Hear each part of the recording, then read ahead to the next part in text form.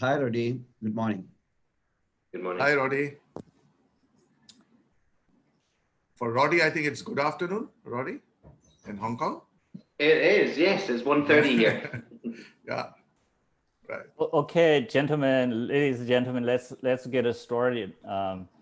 Good morning, good afternoon.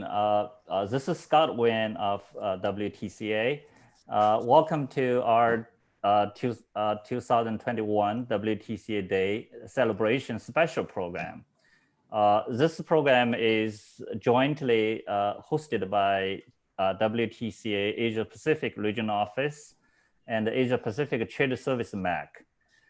To celebrate this special occasion, which honors WTCA's contribution to global trade promotion by the United Nations, we invited a group of top experts to talk about the development and the trend of exhibition and conferences, trade services, and commercial real estate, the three main fields of WTC business, as well as a case study of WTC Metro Manila on how digitalization transformed the WTC business and service. We'll start with an opening remarks from Mr. Robin van Puyenbroek, the WTCA Executive Director for Business Development. It will followed by presentations from our expert speakers. We're very, very glad to be joined by Ms. Anbu Varathan, President of UFI, the Global Association of Exhibition Industry. Mr. Simon Wen, Executive Vice President of WTC Taipei. Mr. Alan Roddy, Chief Research Officer of JLL Asia Pacific. Dr. Samantek Das, Executive Director and Chief Economist of JLL India and Sri Lanka. And Ms. Pamela Pascual, President and CEO of WTC Metro Manila. After the presentations from our expert speakers, we'll have a live Q&A session in which our five speakers will make themselves available to answer your questions. You can post your question in the Q&A box of Zoom at any time during the program. You look at the bottom of your window, you should be able to find that. If you would like a special speaker to address your question, please name the speaker in your post, okay? The program will be concluded by Dr. Bruce Nye of WTC Bengaluru. He is currently the chairman of Asia Pacific Trade Services MAC. With that, let's start with Robin's welcome remarks. Greetings from the World Trade Centers Association headquarters in New York. I'm Robin van Puyenbroek, WTCA Executive Director of Business Development. It's such a pleasure to be here with you all for this exciting event, celebrating WTCA Day 2021. I'm honored to have been asked to welcome you here today and would like to thank and congratulate the Trade Services Asia Pacific Member Advisory Council and Scott Wang and the entire team of our Asia Pacific Representative Office for putting this event together. Also a warm welcome to our guests from UFI, Jones Lang LaSalle, and leaders from our World Trade Centers in the region, who will share their perspectives on post-pandemic trends of World Trade Center business. Now, for more than 50 years, the WTCA network has been stimulating and facilitating international trade and investment.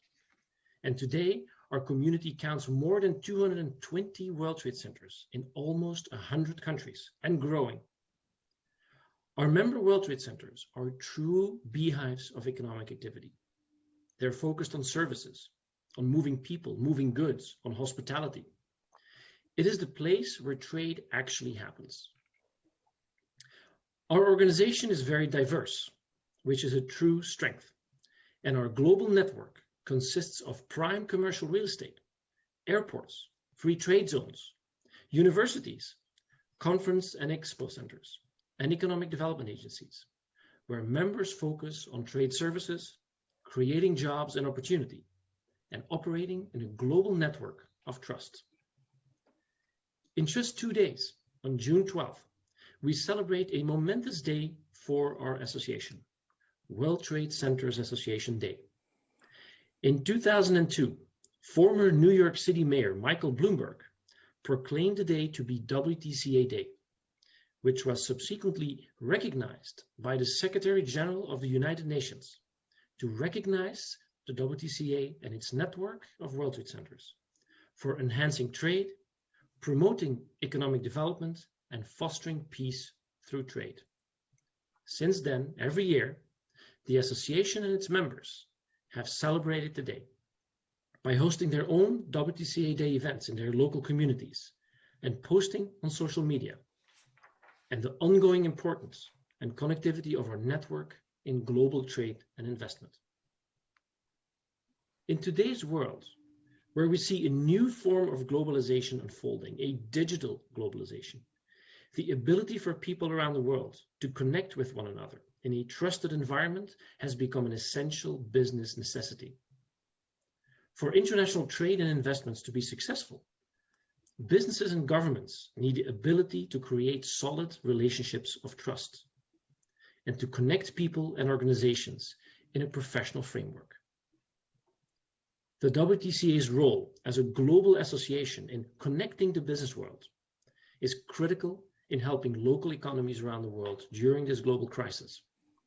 And today's event is an excellent example of making that happen. Bringing people together and sharing expertise and being there for one another is exactly what we do at the WTCA. In this time of crisis, our incredibly resilient international network has proven an indispensable tool for businesses to stay connected.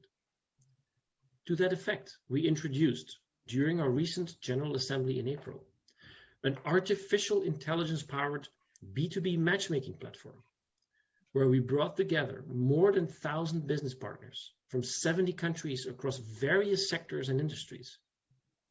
And we let an algorithm do the heavy lifting and focused on finding effective ways for companies to find suitable partners in a virtual environment. Embracing this kind of technology is key as we reinvent ourselves to create the WTCA of the future.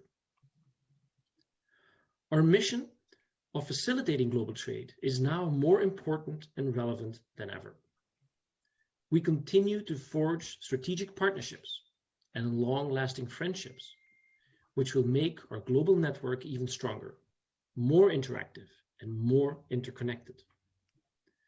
Such partnerships include collaborations with the United Nations Global Compact, as it is important we stand for principles, and that as a business community and as social actors, we support the UN Sustainable Development Goals. We also partnered with the Global Trade Help Desk, an UNCTAD ITC and WTO initiative, providing indispensable trade tools. We are also focused on connecting with development banks and the WTO itself, where the conversation on international trade and reform of the global trade infrastructure is actually happening. And during our recent General Assembly, we built a strong relationship with the Asian Development Bank and its private sector division. And last but not least, we have also partnered with leading industry organizations such as UFI, who is a true global leader in the conference and exhibitions area. Our membership in Asia Pacific is truly exemplary, very active and hyper-connected. Please make full use of that. Another new source where we aim to provide thought leadership is our new global podcast called Trade Wins. Please do visit podcast.wtca.org and make sure to subscribe. We have new episodes released weekly. In closure, I would like to emphasize again on the importance of coming together within a trusted global environment like the WTCA. Our value proposition is as strong as it has ever been. Throughout the pandemic, the WTCA and its members have kept a united front, showing the strength of the network. We will maintain this strength and resiliency, and we will emerge from this pandemic stronger. Thank you again for having me, and I sincerely hope we will have a chance to meet in person soon. If you have any questions regarding our association or the programming, please don't hesitate to reach out to me. So I wish you a successful event. Well, thank Robin for his remarks. He would love to join us this live program, but there's East Coast time difference make it less possible for that. With that, we'll start our speakers session now. Given the time constraints, I only give a brief introduction of speakers. If you need more information about their bios and background, please check the program email. It's available online. Our first speaker is Mr. Anbu Varathan. Anbu is the Director General and CEO of India Machine Tool Manufacturers Association. He's also the President of WFI, the Global Association of the Exhibition Industry, in which WTCA is a member. He's going to talk about the trend of global exhibition industry with a focus on Asia Pacific. Good morning and good evening, friends. I'm Anbu Varathan, President of UFI. I'm very happy to be here at the WTC 2021 Annual Day Celebrations. Friends, COVID has been impacting the world since the beginning of 2020. When we look at the impact on trade, the battle is far from over. We learned the fight against the virus during the first wave last year, but the second and third waves are creating bigger damages. And this is not confined to just one country or one market. This is across the world. The impact has been on all countries and all markets, and the international trade has been impacted in a very major way. However, when we look at the WTO new estimates, we understand though last year the global merchandise trade has been impacted to the tune of almost 5.3% during 2020. This year, we expect a growth of 8%, and it's a very, very positive aspect. And also when you look at the global GDP, though the market exchange rates last year impact was almost to the tune of 3.8%, we expect a 5.1% plus growth this year, and followed by another 3.8% next year. These are all certainly very, very positive indicators. Travel services were down to the extent of 63% last year, and I believe that it will take a while before we see the travel services moving towards normalcy. While that being the impact on trade, when we look at the impact on exhibition industry was the first one to get impacted, along with other sectors such as aviation, hospitality, and travel and tourism. Almost all exhibitions during the time got either postponed or cancelled. According to the UFI research, the global exhibition business in 2020 contracted by almost 68% compared to 2019, with a business loss of $224 billion and with 2.4 million job losses as well.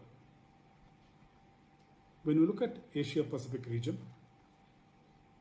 the same figures were at 63% in 2020 compared to 2019, with a revenue loss of almost $40 billion, and the job loss was around 800,000. But when you go deeper, when you look at UFI Global Exhibition Barometer, last year, between April and August, that is 2020, most companies reported nil activity. However, activities picked up from September, but could not progress towards a major momentum. But when you look at 2021, almost 37% of the companies who reported indicate that they are likely to see normal activities. We have to read new normal. But majority of the companies expect either local or national exhibitions to start with.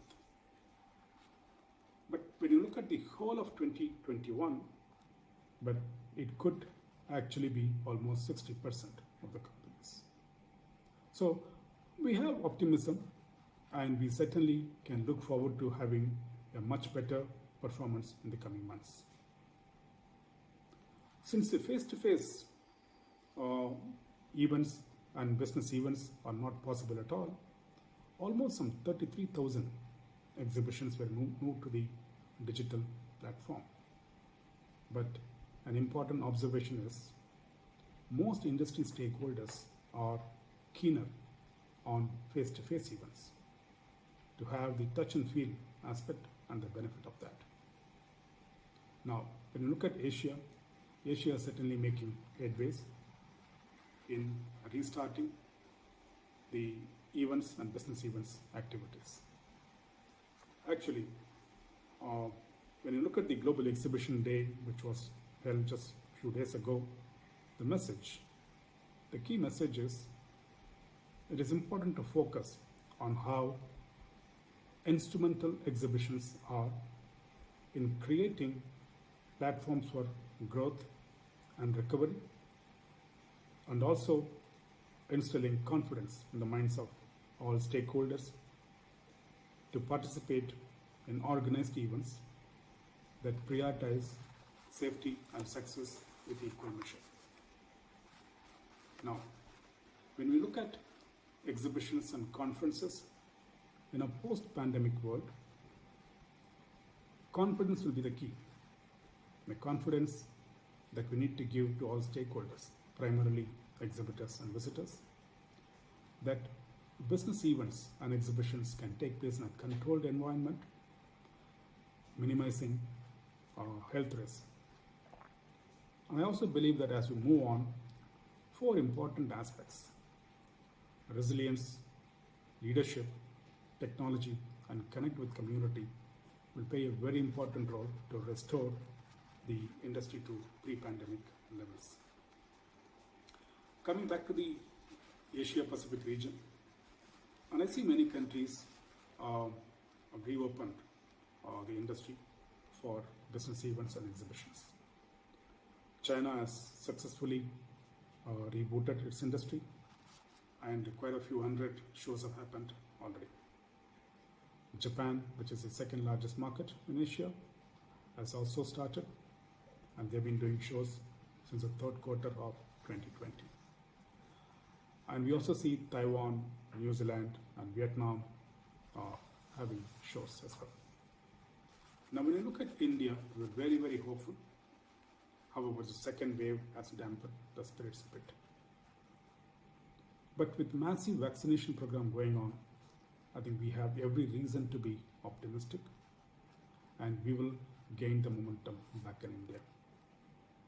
And I believe that closer to the third quarter and fourth quarter, we will see major activities in the exhibition, segment in India.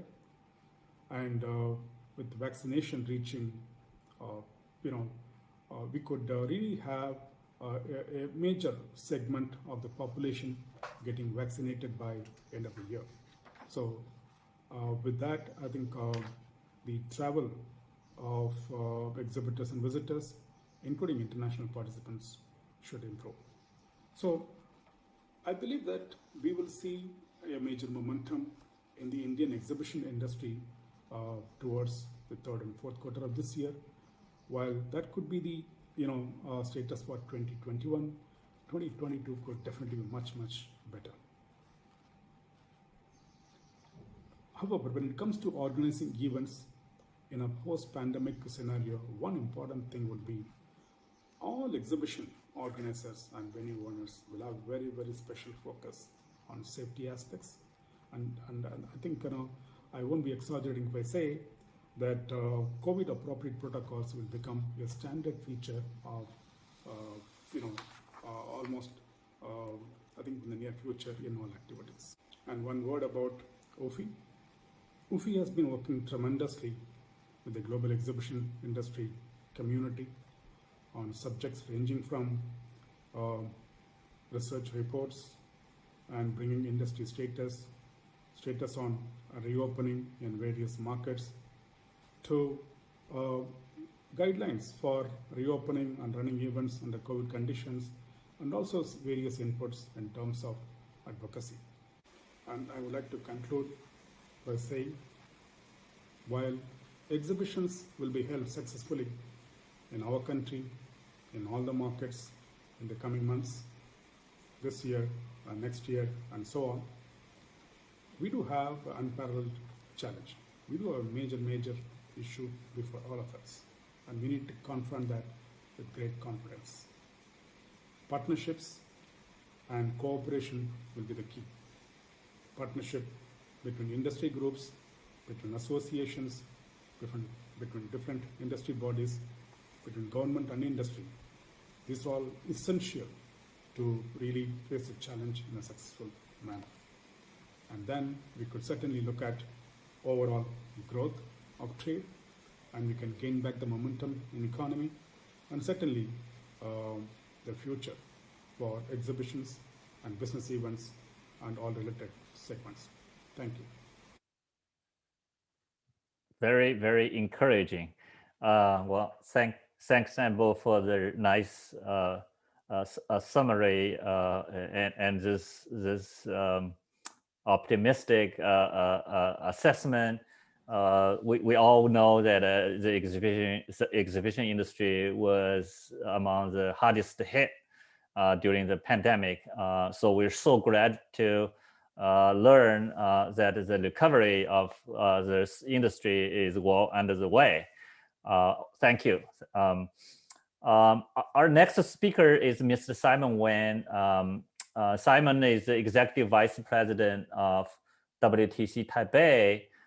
He's going to talk about the trend of trade services.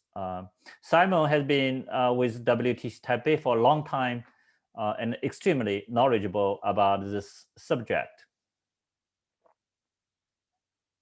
Fellow WTC members, friends from business community, distinguished guests, ladies and gentlemen, good afternoon. First of all, on behalf of World Trade Center Taipei, I would like to thank WTCA for inviting me to speak at this important occasion.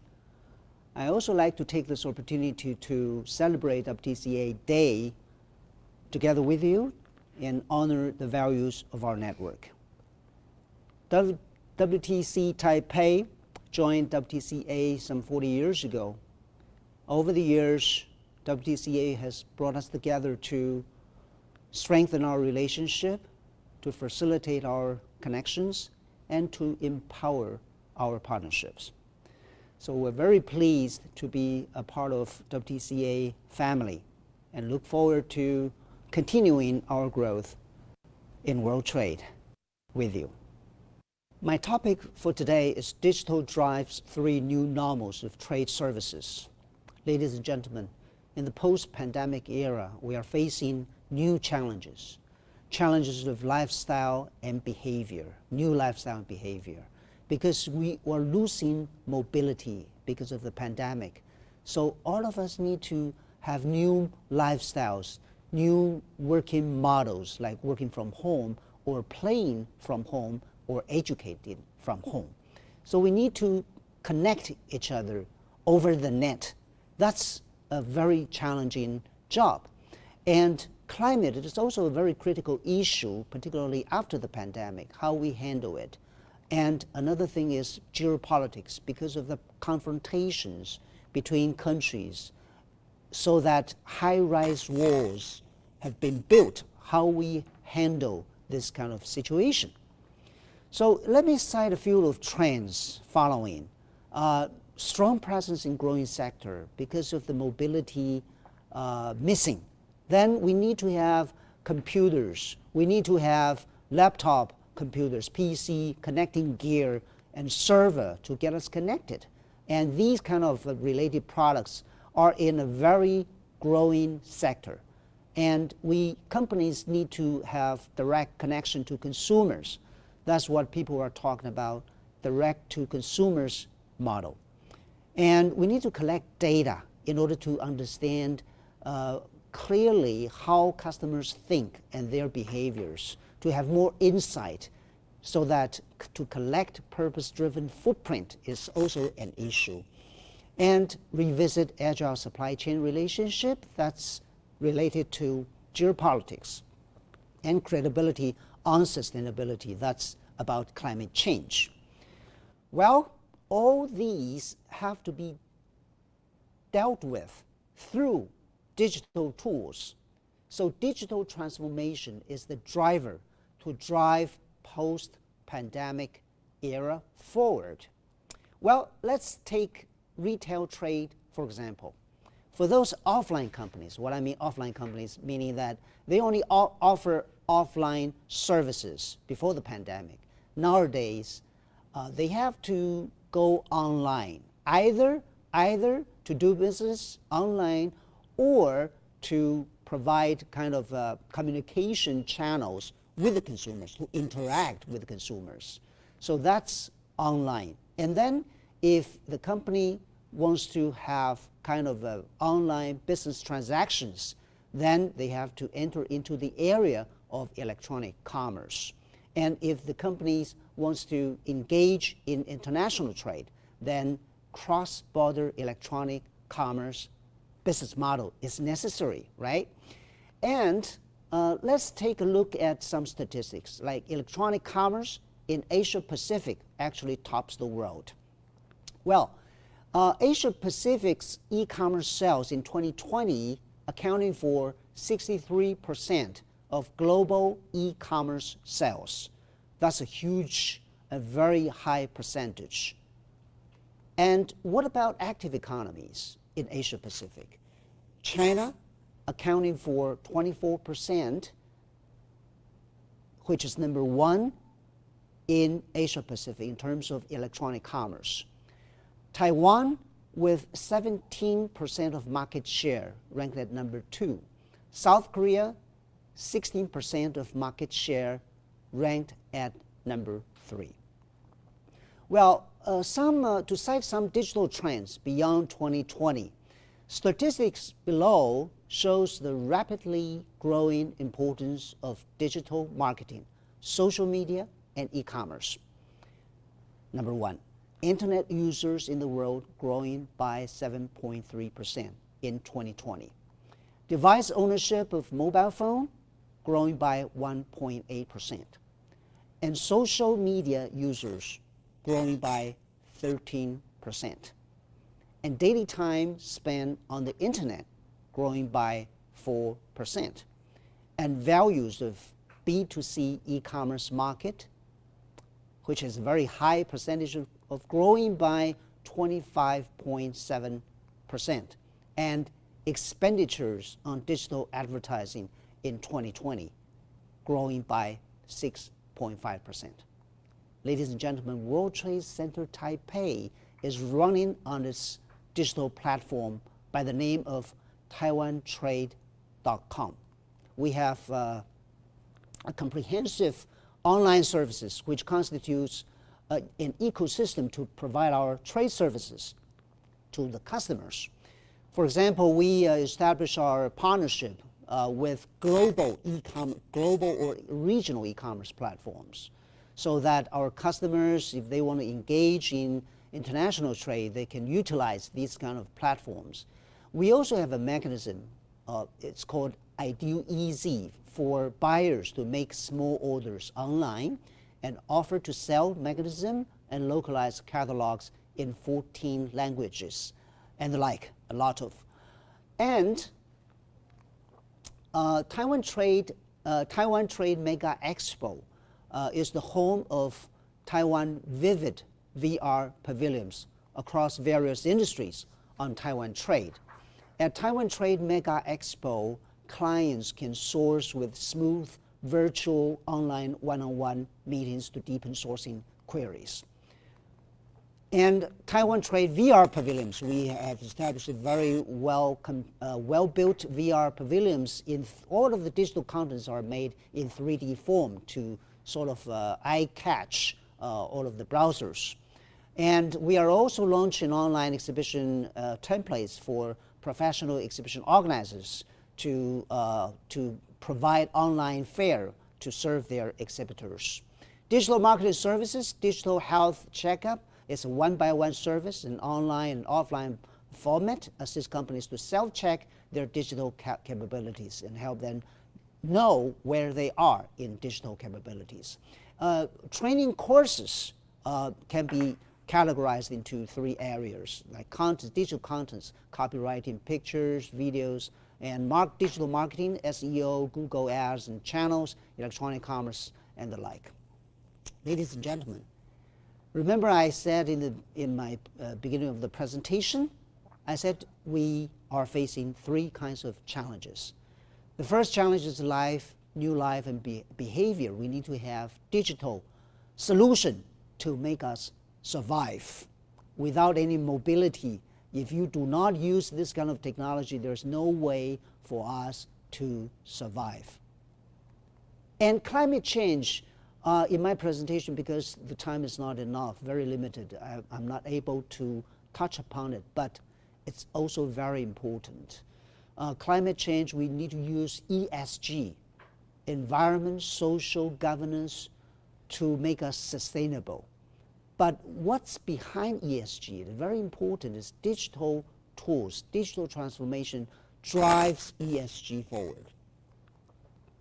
Next, geopolitics. As I said earlier, supply chain have been influenced, a lot of impacted by confrontations between countries, competition between countries.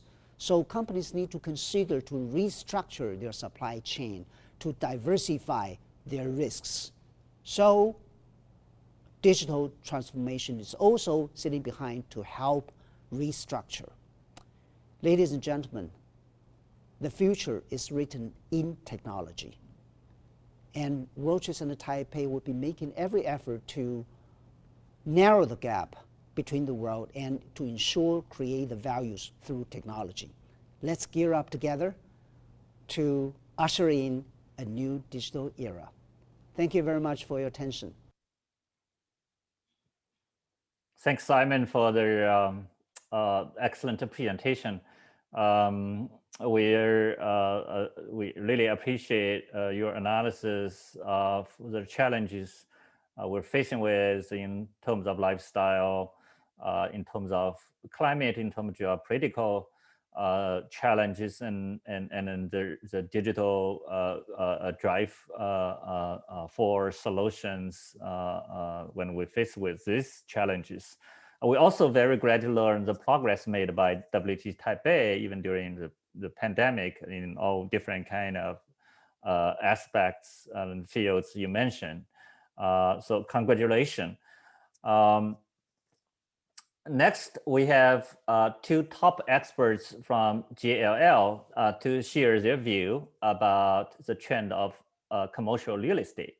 JLL has been a household name in real estate industry with extensive presence in Asia Pacific region. Joining us today are Mr. Alan Roddy and Dr. Simon Tekdas. Alan is the Chief Research Officer of JLL Asia Pacific. He's also in charge of JLL's real estate intelligence service called RIAS in Asia Pacific. Dr. Simon Tekdas is the Executive Director and Chief Economist of JLL India. He is also the Head of Research and RIAS for JLL India and Sri Lanka. We'll start. It's a combination of the speech from both speakers. We combined that in one video. So we'll start with Alan and immediately followed by Sam. It's a privilege to be here at the WTCA Day. I join you to talk about the real estate markets, in particular the office markets across Asia Pacific. Now, prior to the pandemic, we saw considerable ramping up in the take-up of space in terms of office across the region in 2018 and also 2019. And much of that demand coming from traditional sectors like banking, financial services, as well as also third-party flexible office providers and increasingly technology companies. As a result of that, in aggregate, what we saw across the region was rents trend up roughly around 11% in that period of 2016, the end of 2016, up until the end of 2019. But interestingly, capital value, so the value of that real estate, increasing at a considerably larger clip at roughly 22%. So a lot of interest in the investment market, also rents trending up. But now I'll focus a little bit more about what we're seeing during the pandemic and what we're also seeing now. So in the full year 2020, what we saw were transaction volumes, so investment transaction volumes, fall by roughly 20% in the market. However, by year end, what we did see were volumes largely flat, with strong economic recoveries in China, Japan, Korea, and Taiwan. And that really held up in terms of values. What we also are seeing now, and we have seen, is a considerable amount of capital waiting on the sidelines to be invested in Asia Pacific real estate. In actual fact, JLL here, we estimate in Asia Pacific, there's roughly $40 billion in dry powder. And what we've also seen during this period is markets that have local, strong domestic liquidity, those remaining resilient. Now, what we've seen is actually COVID accelerating many trends that were already transforming real estate. And one of those that I mentioned earlier being flexible working. I talked about third-party flexible operators, but now what we've seen is flexibility in terms of people working from home. Indeed, at the peak of the pandemic globally, we saw 71% of people working remotely across the globe. And the big question is, how will that affect office usage going forward? Now, what is going to be different this year in 2021 and beyond? Well, firstly, obsolescence. That will be increasingly important, ensuring that real estate remains relevant for today and for tomorrow. We'll also see occupiers demanding much more experience in terms of the assets that they have, whether that be in office, in terms of collaboration spaces, or whether that be in retail, and those spaces becoming increasingly interactive. We also expect to see, as a result of that $40 billion sitting on the sidelines, and investors increasingly looking for more innovative ways to deploy that capital into real estate, for them to move up the risk curve. And as a result of this, we also expect to see a rebound in those investment volumes. Now, in 2020, we also saw leasing volumes in the office market take a considerable dip, down by about 25%. And this was a period where we saw record supply in the market. And most of that supply continuing to trickle through into 2021, continuing that record supply. The majority of that, 44% coming online in China, but also considerable amounts in India. In actual fact, if we look at the amount of office space coming to the market this year, that's 7.6 million square meters. That's the equivalent of 2.5 times the overall Singapore office market in just 1 year. Now, as a result of this, we do expect to see deep rental corrections in 2021 in a number of key markets. However, we also are seeing new sources of demand supporting the office market, with new emerging sources of demand coming from the digital economy, healthcare, insurance, online entertainment, and new technology, and all of these being accelerated with what we're seeing in the pandemic. If we fast forward to 2024 and that period, the end of this year until then, we do expect to see office rental growth return to the market, and the same when it comes to values in the market. So definitely there is an opportunity in the market from an investor perspective and also from an occupier perspective at this point in time. Now, as we go forward, what is going to change? Now, we interviewed 300 corporate occupiers across Asia Pacific, and one key thing they've told us that will be different going forward is that they expect to focus the space that they take up in office markets around taking higher quality office spaces. In actual fact, 92% of respondents to our survey have told us that upon lease renewal, they will look at higher quality office spaces. Also, one thing that's going to be different is that real estate is going to be a game changer in achieving carbon emission targets for a lot of corporate occupiers. In actual fact, 80% of corporate occupiers have told us that this will be a game changer for them when it comes to real estate. Another important factor is the impact that sustainability will have in the market. We already have looked at and surveyed more than 450 corporate occupiers across Asia Pacific. And of that, 150 are already in green buildings. And they're telling us that that premium that they're willing to pay for that space is already between 7 to 10%. So that will be an increasingly important part and factor for the industry to focus on. And there will be an opportunity cost of not future-proofing buildings for investors. So clearly corporate occupiers very much focused on the sustainability agenda as we move forward. So reinvention of real estate will be key. The opportunities are huge. I think the new spaces that we see in offices will be key as people return to offices, and we're already seeing this here in Hong Kong, where I'm based. There's an increasing importance in terms of those collaborative spaces within offices. In actual fact, when we surveyed our corporate occupiers, 90% of those are telling us that they do expect to demand more flexibility within the workspaces that they provide for their staff, because staff are expecting greater flexibility in how they work. We see people returning to offices and offices remaining central to corporate occupier strategies. However, also, this has helped move the needle in terms of what the end user, the members of staff within these corporates expect from how they spend their time. They want greater flexibility in how they're able to work at home, part-time, and be able to use the office as more of a collaboration space. Thank you for your time today, and I look forward to catching up with you in the Q&A. Thank you. A warm good morning, good afternoon, and good evening to all. I am delighted to be a part of this event to celebrate the WTCA Day, which is aptly headlined Post-Pandemic Trend for WTC Business and APAC Perspective. We are in uncharted waters with a global pandemic, and the effect on all segments of business and modern society has been profound. Businesses have been forced to change direction, adapt, and evolve. This change is inevitable to survive and will play itself out at different velocities across the globe. Commercial real estate is no different, with technology already being used to create and curate differentiated products and services.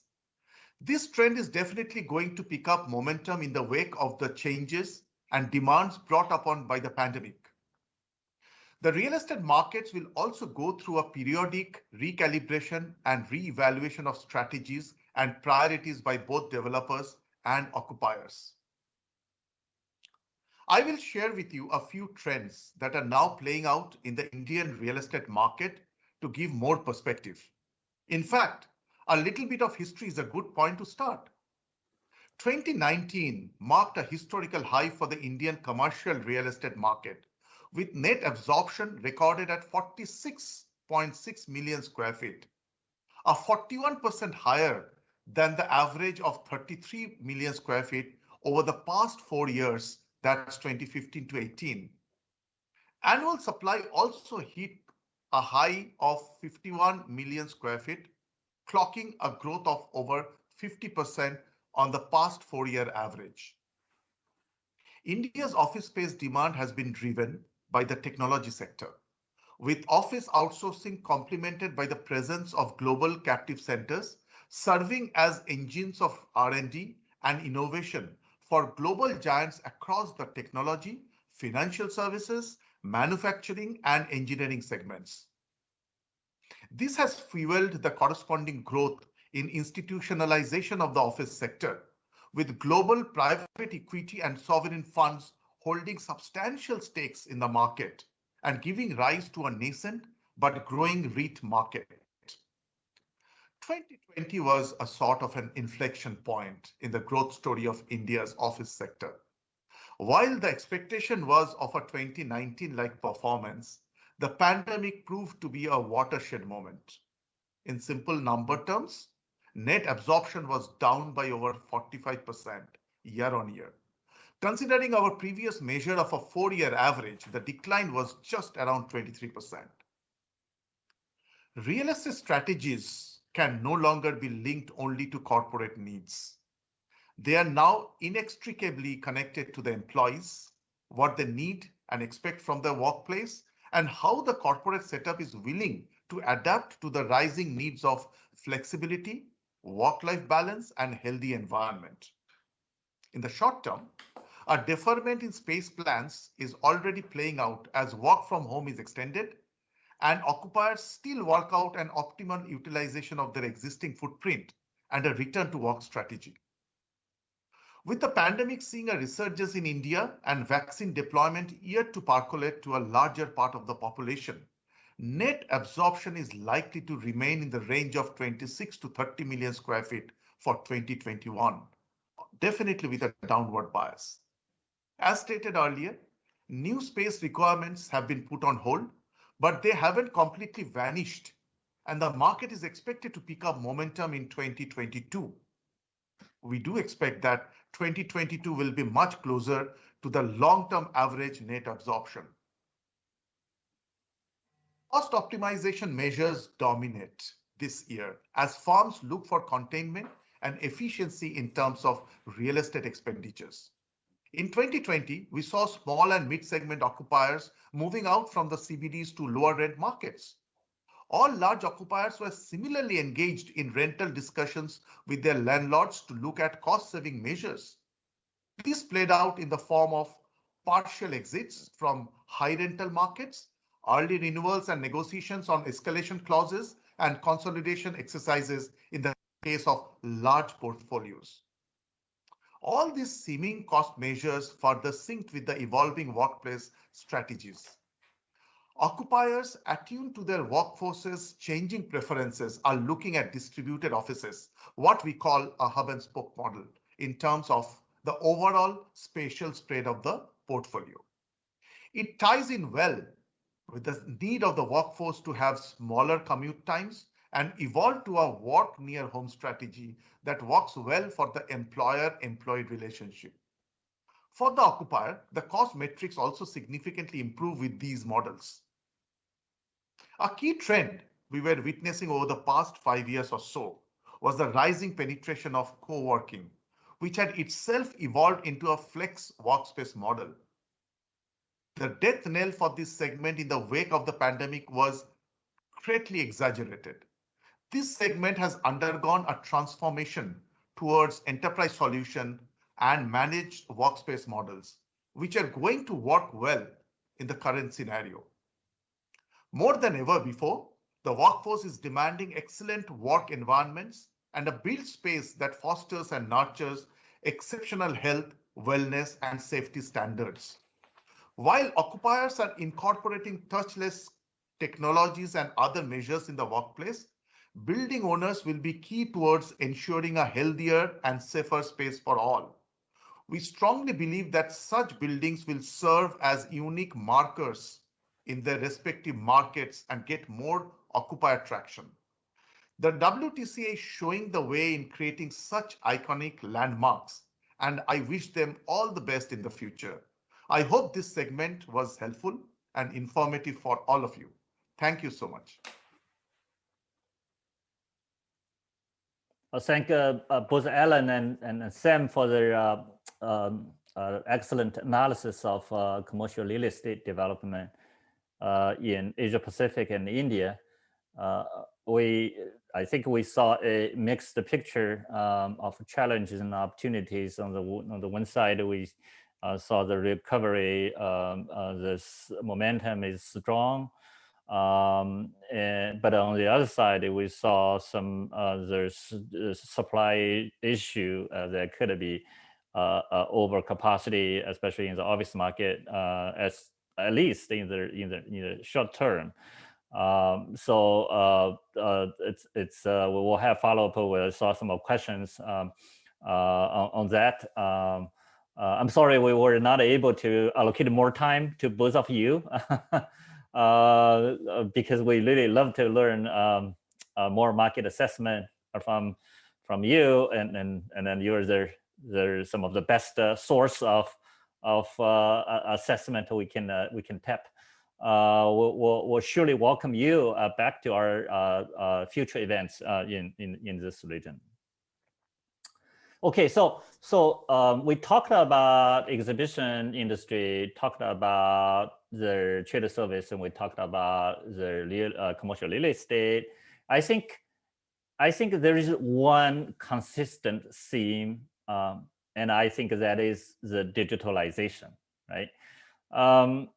This has been a trend for a while, actually, but the pandemic definitely accelerated the pace of the deployment.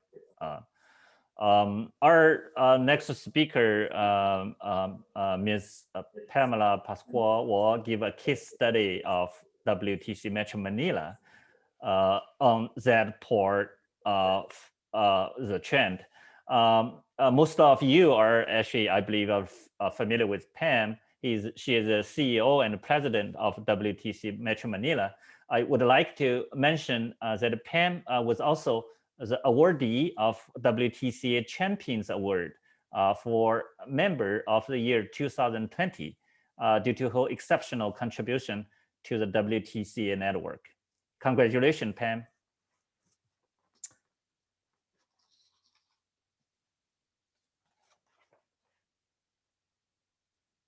So let's move forward with Pam's presentation. Good day to everyone watching. To my co-speakers, it's a privilege to speak alongside with you. I'm happy to be here to celebrate with you the World Trade Centers Association Day. So happy WTCA Day to all. A big gratitude also goes to the WTCA team for once again inviting me to speak, this time about how the World Trade Center Metro Manila is making use of digitalization in the business of exhibitions during and post-pandemic. Let me start by sharing my screen. So exhibitions is a purely face-to-face and physical experience. For over 24 years, World Trade Center Metro Manila is a recognized world-class exhibitions venue in the Philippines, and we host over 100 shows a year with an occupancy level exceeding even our own expectations, going into the mid 80%. When the COVID-19 hit us in March 2020, we were just about to start the expansion of the exhibition halls, which is supposed to bring our space inventory to almost 80% more than our current space. We had to temporarily pull the plug to construction, not certain until when this pandemic will last. And because of the inevitable cancellations of all bookings for the rest of 2020, the once busy halls became serenely quiet, lights were put down, and doors were shut. The lockdown forced all of us to work from home and had to navigate the pressures of being productive even in this situation. So deep in thought while in that situation, we were fortunate to have been able to repurpose our building by converting it into a temporary quarantine center. So while that was ongoing for 6 months, the World Trade Center Metro Manila team did not waste time in studying how to continue to be relevant in the business community. Like everyone, we had no choice but to pivot our programs into the digital platform and made use of this medium in order to continue to reach out to our members, clients, and our market in general. Our flagship trade services program, which obviously were used to be delivered on physically, had to be delivered online. But to do so, we had to allocate technology investments, which we were not capable of doing considering the timing of the pandemic and the situation of the business at that time. And we were deliberately careful that we are able to do so with minimal or no expense at all so that no further stress is added to our finances. For instance, the Certificate for International Trade program, which carries several courses, needed a learning management system or LMS, which contains features where courses could be uploaded and students could access at their own pace. So you would see here at the rightmost column the different courses that's under the CIT. Instead of investing right away on the system, we found an able partner in Nefila Web Technology. This is the company that carries the brand Moodle, who agreed to a 2-year mutually beneficial partnership.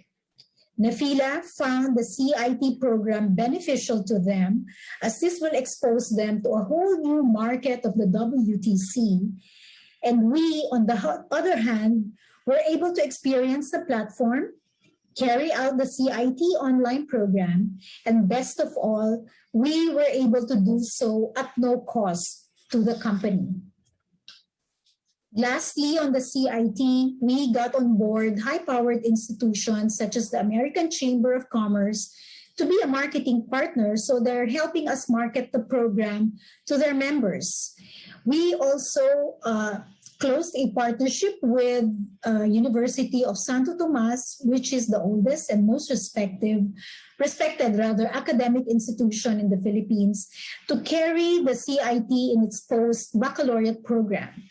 So for a program that we used to deliver face-to-face and having to graduate students physically, we completely pivoted this online. So it's the same program, different efforts, but virtually no expense on our part.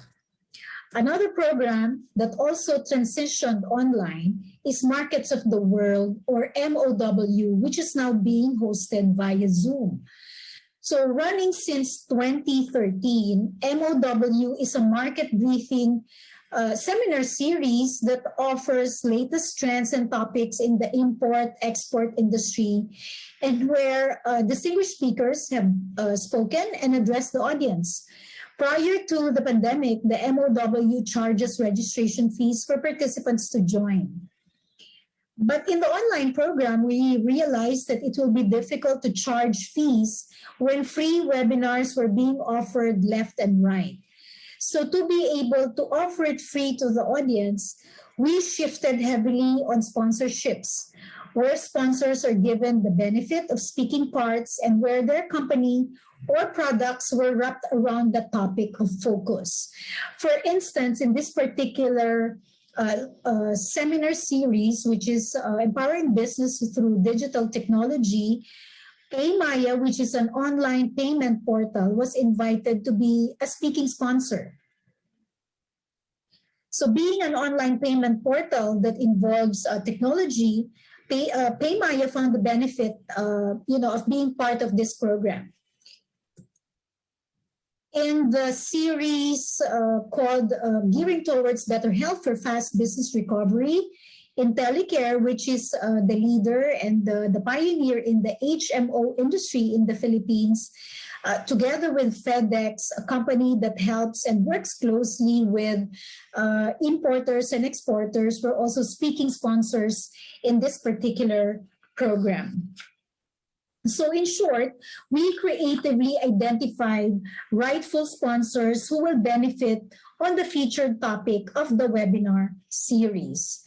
Now, prior to the pandemic, one vision that we had was an online market portal as a distribution channel for products of WTC Metro Manila members. So discussions about this with several parties started a couple of years prior to the pandemic. But shortly before the pandemic started, we were able to close a deal with an online marketplace portal called Reselly. And this is a fast-rising social e-commerce and shared inventory platform that allows companies and even individuals to launch and enlist their products.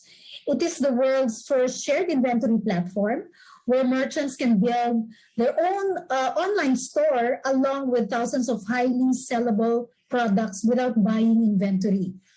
Now, with the prolonged and lingering pandemic, this partnership milestone becomes all the more relevant to member companies who are now on board as merchants of the portal, as this partnership enables them to find another distribution channel for their products.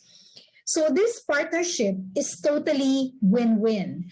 Reselli can boast of access to the World Trade Center Metro Manila network, and World Trade Center Metro Manila benefits from being able to provide a service to members literally cost-free.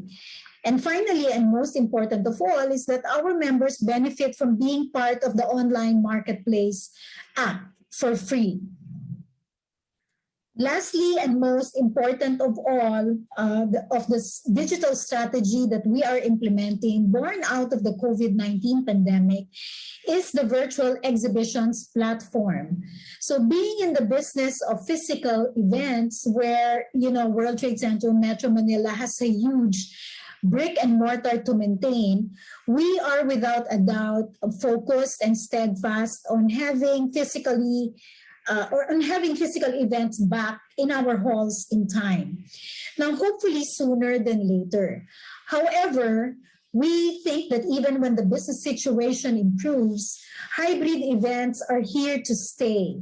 So in order to remain relevant in our community and to our clients, we wanted to provide a virtual platform so that our clients have the option of mounting virtual events while waiting for physical events to come back and eventually, go for hybrid, which is a combination of physical and virtual events.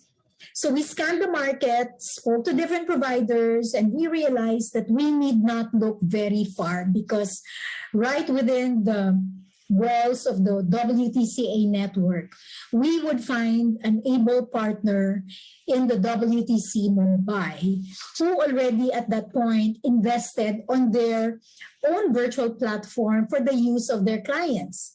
So when we learned about this, we proposed the idea of a partnership with WTC Mumbai, where we said that we will help them market and promote the platform in the Philippines. And as partners, World Trade Center Metro Manila is able to market a WTC branded platform without the cost of investment. Now, on the part of WTC Mumbai, the rate of return on their investment will be faster because instead of just them marketing their own product, they now have a partner in us to market the same platform, and therefore this will hasten the return on investment on their part. So the gist in all of this is that while we found ourselves faced with a blank wall when the pandemic started, we found strength in strategic partnerships and alliances with like-minded groups. So sharing of resources and expertise combines the best of both companies. This opens up new markets and opportunities, it drives innovation, and fuels growth. So lastly, and most importantly, is the strength of the brand of the WTC, which to me is the very magnet why companies are attracted to partner with us. So we always strive to make sure that strategic partnerships are successful. So we make sure that we make our partners happy. In doing so, we keep our company whole even in the most challenging times. So I'll end there for now, and I'll be happy to answer your questions later. So thank you.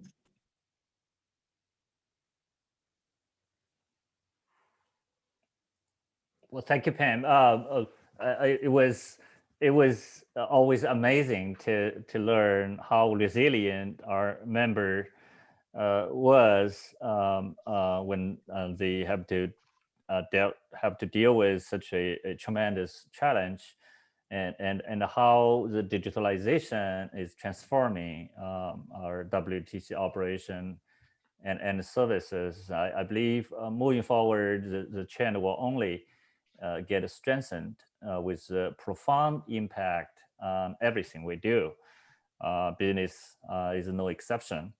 I expect this is going to be a major topic for this association in the foreseeable future. With that, let's move to the live Q&A session. We reached out to our attendees earlier to seek questions. At the same time, we also received quite a few questions today.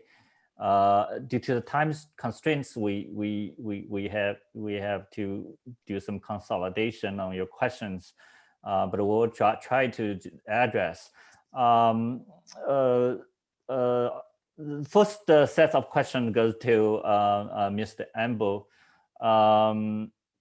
Actually, 3 questions. The first question was about hybrid exhibition. As Pam said, the hybrid exhibition is going to stay. So there seemed to us that it's quite a popular during the pandemic. But the question for you is that what do you think about this, and what do you think about in the post-pandemic era? What is the prospect for that? This is question 1. Question 2 is that from WTC Kuala Lumpur. When do you think MICE industry will come back to normal? Actually, your presentation, you at least answered the part of the question.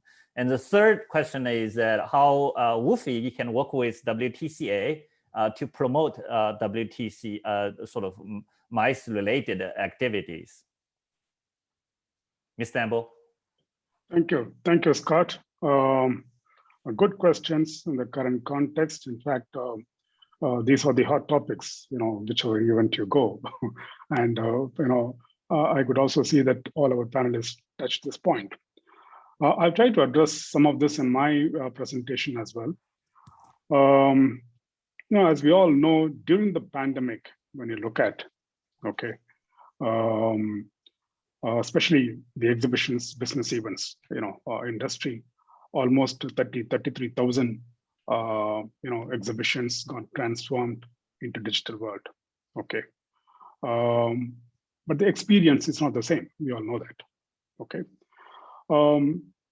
The main value addition has been in a scenario, pandemic scenario, where the face-to-face is not possible at all.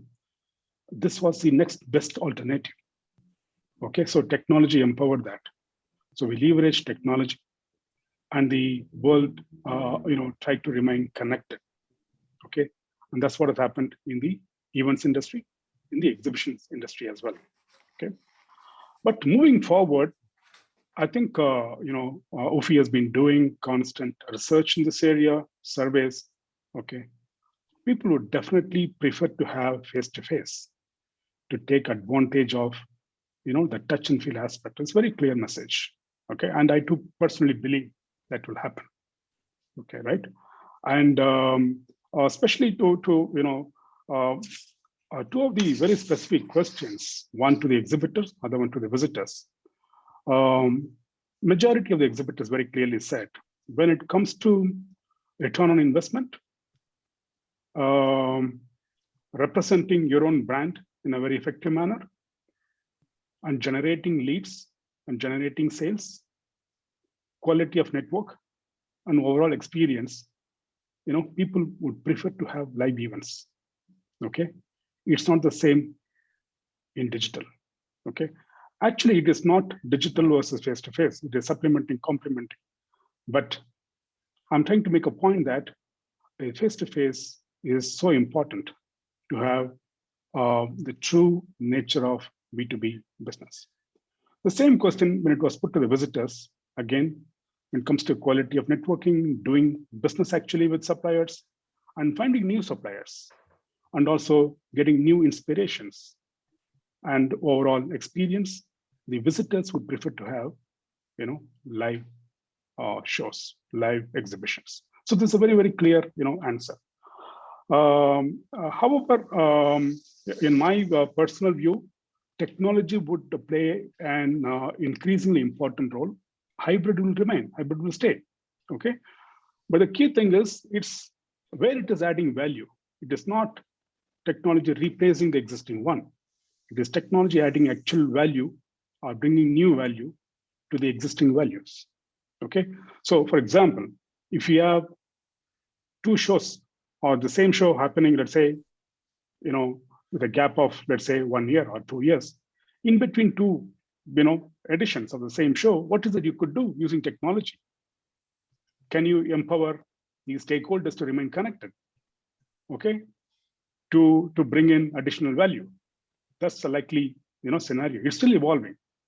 And then your pre-event, pre-exhibition time and post-exhibition time, what are the values that you can bring in to all stakeholders, exhibitors, visitors? Okay, so that's a likely area. So these are two major areas. You can list out number of areas. So there would be areas where the technology would bring in very, very specific value addition. Then based on those value, the revenue models will also emerge. Today, you don't have answers to some of this.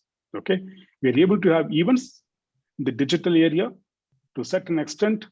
I think you could put a revenue model, but not to all areas. But the important thing is we're all still getting connected the way we are. It's happening today. Okay, so this is a evolving or emerging scenario. So to answer the question, hybrid will remain, but we need to see the specific areas of value addition. Then based on that, I think the quantum to which it is going to be involved will continue. To answer, I think difficult to put a timeline, but then most markets have said that by end of 2021, I think 60% of areas they will see comeback of exhibition. 22 will be much better compared to 21. But again, it depends on, if you take international shows, it will take more time to have full recovery. That is compared to the pre-pandemic levels. Okay, if it is a small show, domestic show, the recovery can be faster. All right. If it is a regional show, yes, it is certainly possible within 1 year, or and most exhibitors, most exhibition organizers have said within 1 or 2 cycles. That means, let's say annual shows or once in 2 year show, within a period of 12 months or 2 years, they can come back to as close as possible to the previous pre-pandemic level. But then the major international shows could take 3 to 4 years time. It's difficult to say. On the whole, overall, my reading is like this. There are 3 important factors. 1, your vaccination, to what extent the vaccination takes place globally. 2, the global GDP or economic scenario. Okay, what is the status of that? And 3, the travel restrictions, and then to what extent travel is going to be possible. Okay, the vaccination and travel will go together to a great degree. Okay, if you look at whether World Bank or IMF, I think so this year we are likely to see almost 6% growth. Okay, which is a good indicator. So global economic position is going to be in a much positive frame of mind compared to last year. Vaccination, we are still at the beginning. Okay, we have vaccinated hardly about 12% of global population. Only 6%, close to 6%, have got the full vaccination. So we have a long way to go, but this year it will pick up. By end of the year, you can say even if you achieve 40, 50%, I don't know what could be the actual number, it can really bring in a positive impact, okay, on the MICE, coming back. The travel scenario will very much depend on that. Okay, so MICE on the whole will take some time, okay, to come back to pre-pandemic level. We will start with a new normal. Okay, the important thing is to start the activities. I don't think we should worry too much about the pre-pandemic levels. Okay, to start and then see how we can take it forward. Okay, so on the whole, I'm very positive and then optimistic about 21. By the time we go to the end, we will see in most markets activities, whether it is business events or MICE. Okay, and 22 will be much, much bigger and better. Well, thank you. Thank you. Have I Yeah. Tried to answer most of the parts, Scott? Okay, well, yeah. Right? Well, I hope that we could give you a little bit more time to talk about, for example, like the partnership with WT. But we have to move on probably because we have this time constraints. So we'll leave it there for now. and absolutely, I think there is a lot of areas that we can work together. Maybe in one word, I can say there is a great opportunity between WTC and then UFI because with similar minds we have, objectives are similar, okay, but then the number of areas we could actually see advocacy, okay, specific markets, cooperation, and then bring information to members, okay, and then try and see how we can actually work on the revival of business events and then my segments. So these are some of the broader areas, but then specifics we need to work out. Thank you. Thank you. All right. Let's move on. Our next question is for Simon. So we really glad to learn of the progress WTC Taipei achieved during the pandemic in online service, on exhibition, on trade service. So the question to you is that how the WTC global network, what is the impact of that to your service? And also a related question from another member is that in your experience, what is the best way to leverage WTCA resource and network to promote member events? Well, from January 2020 on, coronavirus pandemic has been disrupting business operations, including manufacturing, logistics, and person-to-person marketing and sales, owing to lockdowns of cities, towns, airports, and seaports. And during the time, in order to serve our companies, our members, because most of our members are export-oriented companies. They were eager to learn what's going on in their target markets in terms of anti-epidemic regulations and rules, and the status concerning mobility of people and goods. So with the help of WTC Global Network and our WTC Taipei network, we have built an information database containing information mentioned above, which helps Taiwan companies easily access and keep their eyes and ears open. So it's very helpful. And looking ahead, we would like to facilitate more cooperation between WTC Taipei and our fellow members in the world, around the world, as well as all the all the enterprises in our business community. So we are in a fight together against coronavirus pandemic together. Yeah. Thank you. Our next question is for Alan. We talked a lot of the trend during pandemic, such as work from home, and we talked about this overcapacity, this supply side potential challenge.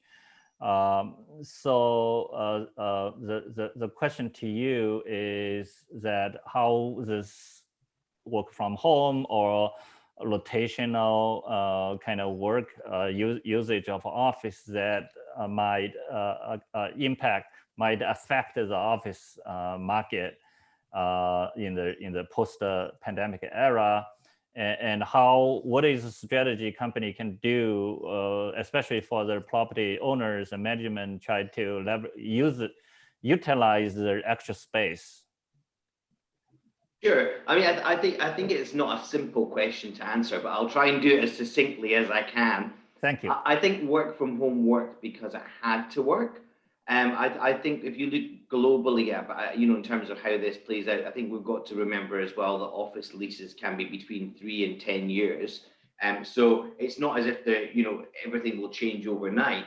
I think, we surveyed a number of employees across the various different organizations. And I think where this has made a significant difference here in Asia Pacific is moving that needle in terms of more flexibility for employees, and employees have enjoyed that greater flexibility, and coming back to offices will expect a greater flexibility, whether that's, maybe working 1 day a week from home or just having more flexibility around their working hours. However, out of that exact same survey, there's definitely a sign that employees feel very fatigued working from home. Where it was a novelty at the start, I think now it's becoming quite wearing on a number of people. I think for Asia Pacific, we've got to bear in mind that it may be slightly different to what we might see play out in Europe and the Americas, in that here we have, in many cases, much smaller apartment sizes. Certainly here in Hong Kong, we have some of the smallest apartment sizes in the world. So in terms of, if you're a family of four, a mom, dad, and 2 children, it's very, very difficult to try and work from home and balance all of that in a small space. So I think, our central thesis is that the demand for office will still be there. We will see some adjustment. Some organizations will create greater flexibility. They may take greater amounts of third-party and flexible space. I think the physical office will change in terms of there being more collaborative space within offices, because when there is more flexibility of people working from home or work from anywhere, and to some extent, when people are in offices, they spend more of their time using that for collaboration. But I mean, I think the office is very much here to stay, and I think it will remain central to corporate organization strategies. I mean, just to give an example, if you look at some of the companies out there that have really driven, super profits over in the run up to the pandemic, the Apples of the world, these are the organizations that have spent more money than anybody in their office spaces. And that's because they see offices being central to collaboration, central to innovation. And we can all communicate like this, and it's great to be able to see you all here today, and we're all in different locations.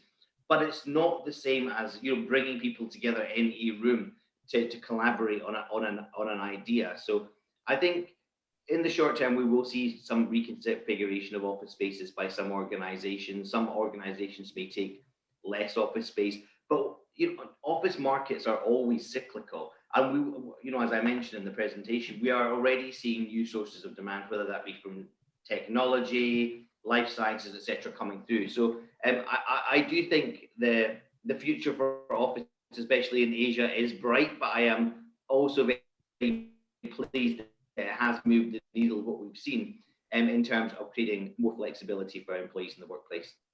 Thank you. We're glad to hear that about the future. The next question is for Sam. Actually, a member was asking how to leverage WTC complex in this market situation, right? So how the related question is that how this brand can bring, what kind of values this brand, in your view, like in India market, how, and then you're very, very aware of our presence. So that's a question for you.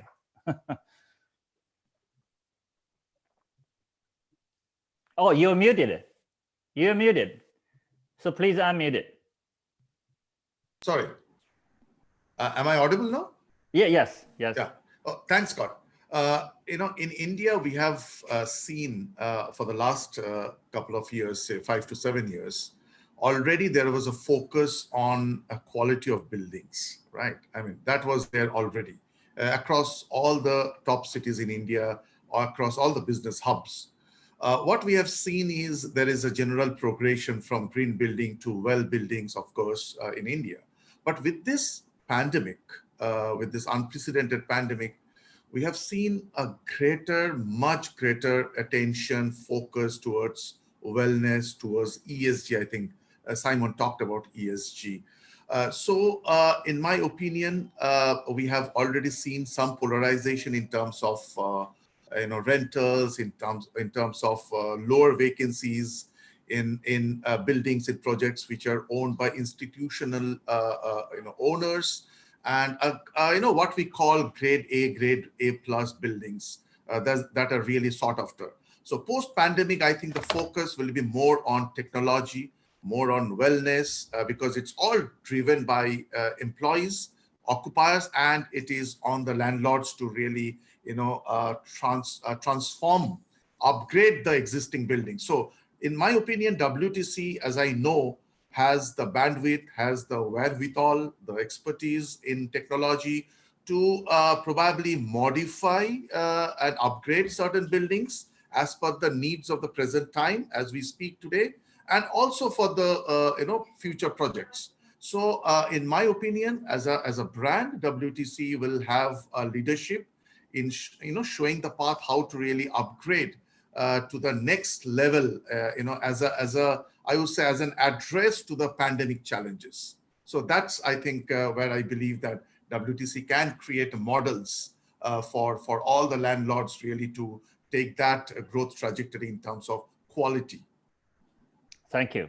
Thank you. Because of the time constraints, let's do the last question goes to Pam.